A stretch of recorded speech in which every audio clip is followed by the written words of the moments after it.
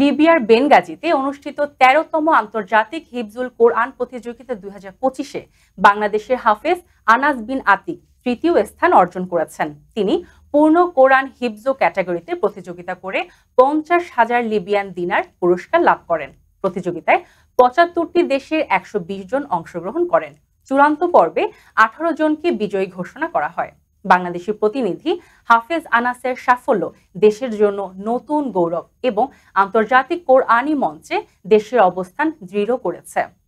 আন্তর্জাতিক কিরান সংস্থা বাংলাদেশের তত্ত্বাবধানে বাংলাদেশের প্রতিযোগিতার ধারাবাহিকভাবে সফলতা অর্জন করে আসছে।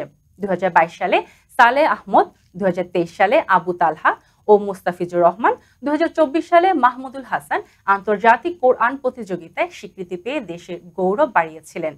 এই অর্জন বাংলাদেশের কোরআন পাঠ প্রতিভা আন্তর্জাতিক পর্যায়ে উজ্জ্বল করেছে এবং ভবিষ্যতে আরও কোরআনী প্রতিভা গড়ে তুলতে অনুপ্রাণিত করবে।